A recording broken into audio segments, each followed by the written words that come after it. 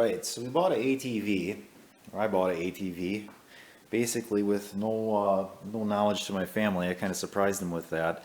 The kids knew we were looking, because that's what we did last weekend. We just kind of drove around different dealerships and looked at stuff. Just a couple of reasons why I went with this one, and I'll explain exactly my thought process behind why I bought this particular model and brand. Alright, so this machine is a Honda Rancher ES, which stands for either electronic shift or electric shift. It's fuel injected, it's 420 cc's, and it is in this color green.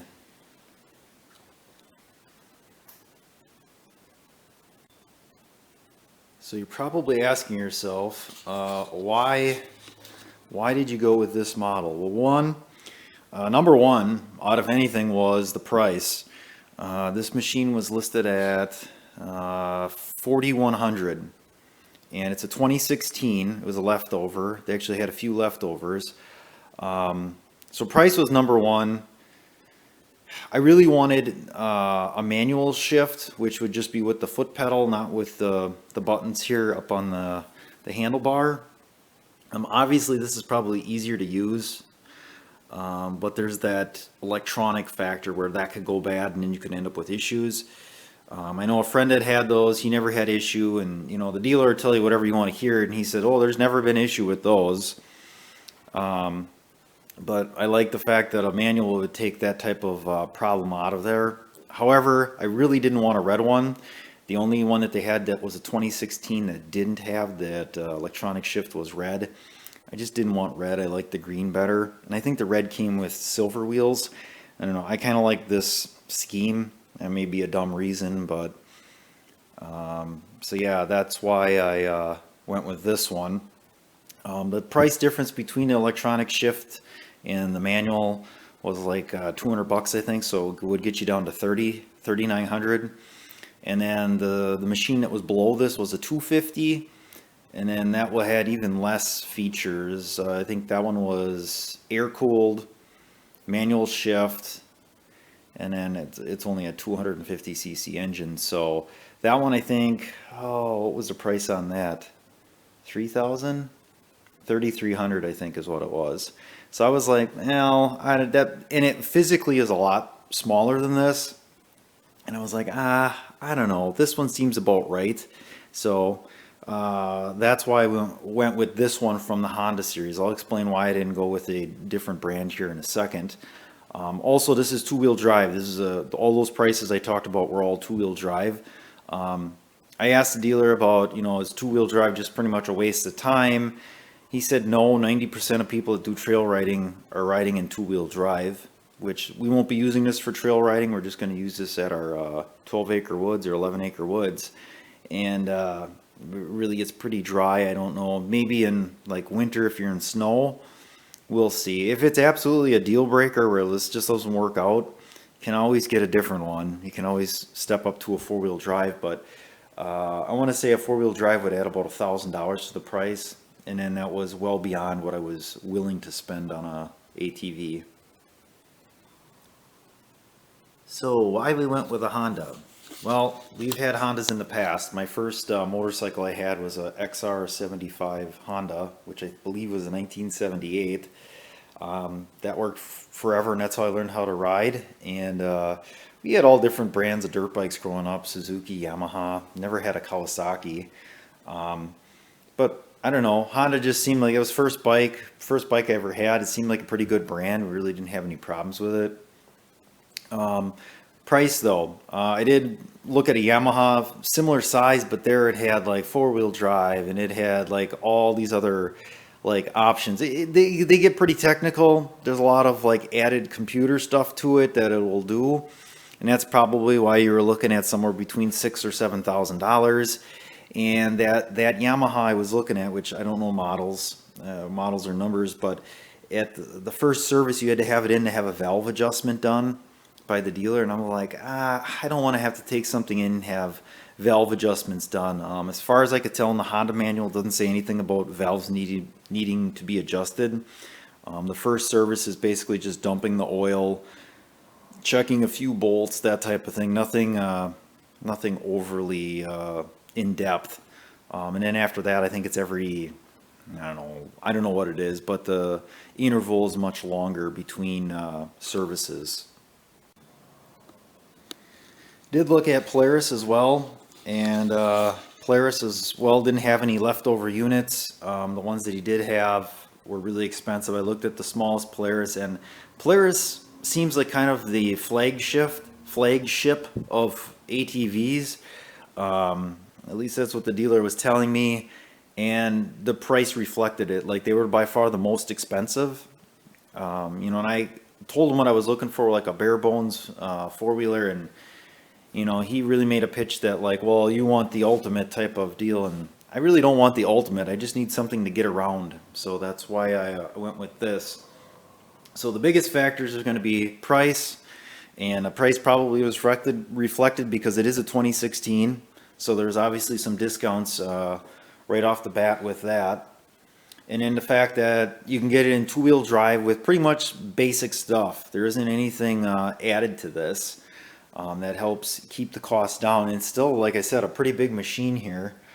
And it seems like it's going to work just fine. I rode it around the yard a little bit, which it's really, really too big for, but works out pretty well.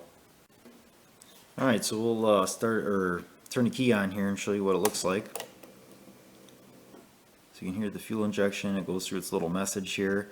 So this actually has a lot of user information here, and it's more electronic than what I would have liked, but it seems like you can't get away from electronics on vehicles anymore. Everybody has it. So it's got a neutral light when you're in neutral. It does have reverse, which is good. This is the fuel gauge. It has these little filled in, I don't want to call these LEDs, but filled in panel here as it gets full. When it gets down to 1, I believe this 1 will flash, and then after that goes, it'll say like low fuel, or it'll give you a message. It tells you your speed, and then this button here kind of takes you through your I don't know if you want to call this an odometer or message center, I guess. A message center on a four-wheeler. Can you imagine? So that's the current time. That's how many miles it has. So it's got 3 miles. Trip meter says it's got 2.5. Low. Oh, coolant temperature is low. That doesn't mean you're low on coolant. It means that the temperature is reading low because it's not warm yet, so it'll read low. But this otherwise tells you your coolant temp. Number of hours, so we're just shy of an hour. I don't know what that means. 97 mile. 20 hour. Oh, I know what that was. Let's go back to that. Okay, so I think we're 97 miles until our first service. So that counts down. Same thing with the hours. You got starts with 20 hours, and then once that gets to 0, your first service, which is basically, like I said, that oil change and that type of thing. So yeah, it's a pretty good message center. I don't know that, like I said, I needed that. It could have had nothing here, and I would have been fine with that. Actually would have preferred, instead of electronic fuel gauge, it would have one of those old, like the snowmobiles where this was connected to a rod with a piece of cork, and it'd have like the inaccurate gauge on the top. Like, that would be plenty fine for what I'm doing. Coming over to the side here, like I said, this is for shifting up, shifting down. There's no clutch or anything like that. This is a brake. And then to activate reverse, you're going to pull the button towards the R and then pull this, and then it will let you go into reverse. And then to go park, you need to pull the brake and then press this to lock it, which is, it's hard to do one-handed. Yeah, I can't do it one-handed. My finger's not long enough. I don't know how the guy did it. But anyway, it just locks this down. This is your light switch, so it turns your lights on. And then you got low beam and high beam for your lights. So that's good. It's got electric start. There is no backup recoil start, which I guess that'd be nice, but honestly, I've never had an electric starter fail on motorcycles or anything like that. Below you got your standard kill switch. That hasn't really changed in years. And then coming over to this side, you got your, I don't know if you want to call that master cylinder for your brakes there. Or at least your reservoir for the fluid. And then this is your throttle here. It's just the thumb throttle. So it is fuel injected, which is nice. There's no choke. You don't have to choke anything like that. And then it's pretty simple key here too as well. So like I said, I like to keep my stuff simple so that there isn't a lot of complex electronics. Alright, so we'll start with the coolant. Coolant is pretty easy to check. So if you come around to the side here, this would be on the driver's side, I guess, as it were. Here's your coolant tank, and it's got a lower marking and then an upper marking. So I guess it's got to be somewhere between those two. So that's easy to check. And then if you come up on the top to add, there's a little panel here. You just pop it off. It looks like that'd be pretty easy to lose. And here's where your radiator is, and then right here is where you would add if you need to add coolant. To note, there is this plug. I'm not sure what this is for. I'm assuming it's for some sort of like added accessory or option that obviously I didn't get. So, but that's how you would access that. Alright, so coming around to this side, this is where you obviously put the fuel in. Dealer said it should be 86 octane or more with, what is it, no more than, you know, is it 15% ethanol? My plan is to run 91 octane, no ethanol with the fuel stabilizer. So same thing I run in my small engines and my my lawnmower. Alright, so coming around to the driver's side here, you got the little oil can icon. You just pop this off. It's just two little tabs, and then just like a slotted setup there.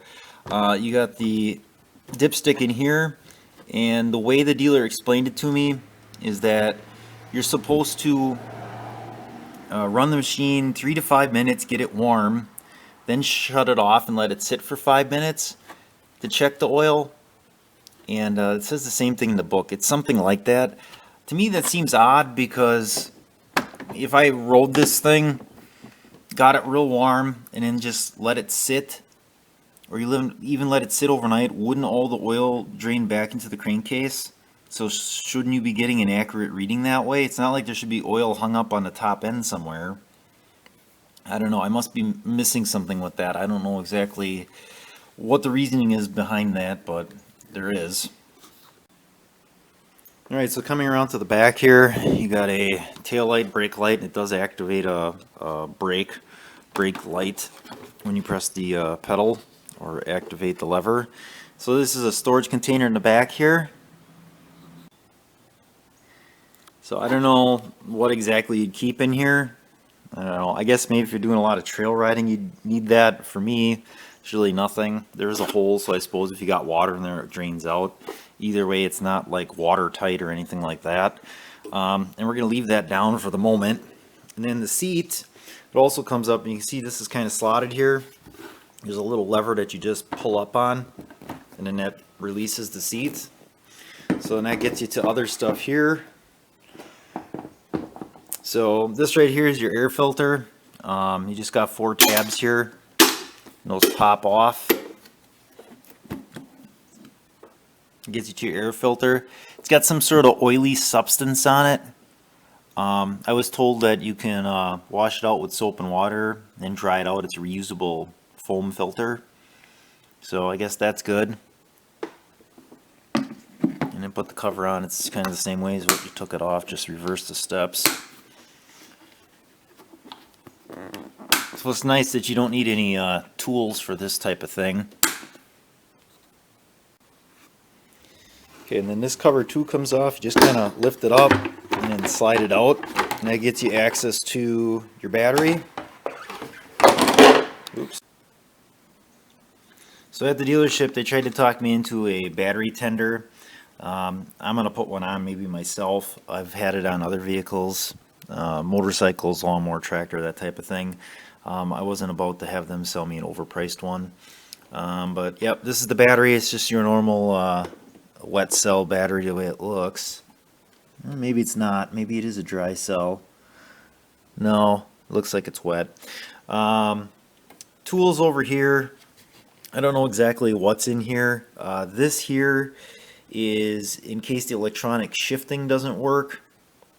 You can put this somewhere. I read it in the book, and it's to bypass the electronic shift so you can drive it just to get it to somewhere. I would assume there's probably a spark plug wrench in here. That's usually typically, at least with the motorcycles I've had, it usually came with like a little toolkit.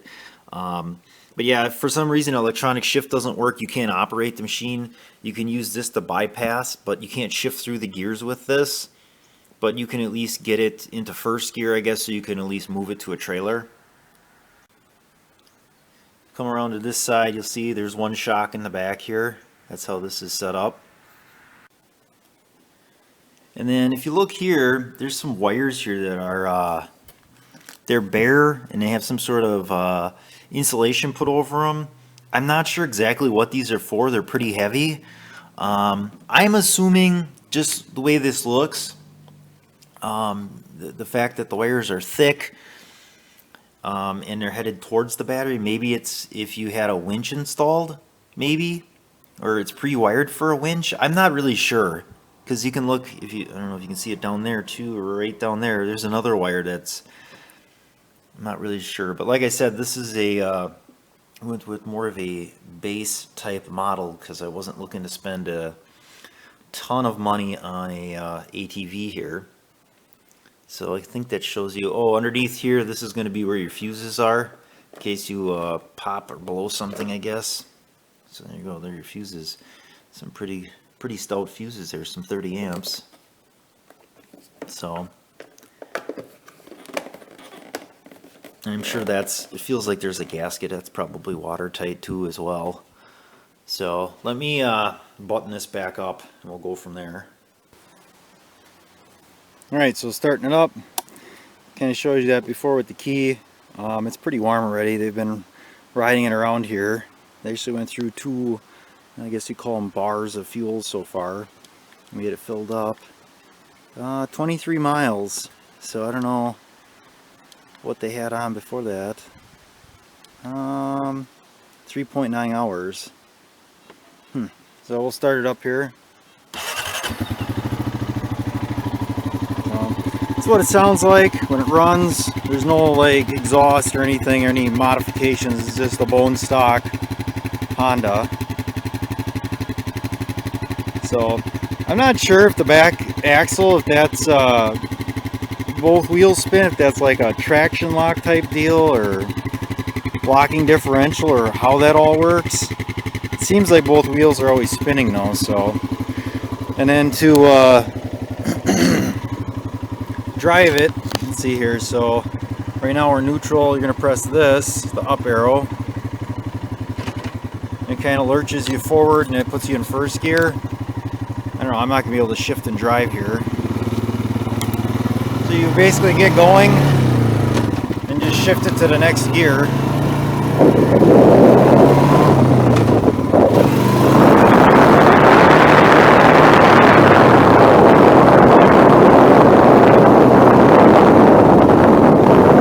I don't know, the family hasn't been real good with downshifting gears. I'm sure that's hard on the transmission.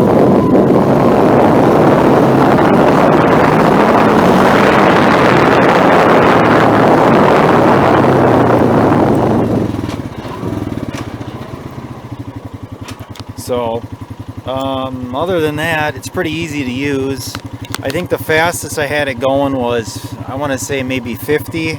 I don't think it'll go 55 miles an hour. At least according to the gauge that they had, it said 50, which is more than fast enough. I mean, in the woods, about second gear on the trails is all you can do. You can't really get into third because there's too many turns. But like on this grass path here, that's not bad at all. That you can go probably third gear, no problem. So yeah, maybe I'll show you guys showing you the family riding this thing around. That's what they've been doing all day here, and it's almost 2 o'clock. All right, so these guys have been flattening out the grass here. I don't know that we'll ever have to cut grass again because they got a pretty good path worn in, but we've been all working on riding it here, learning how to drive it. Yeah, I know, I can feel it, Tom.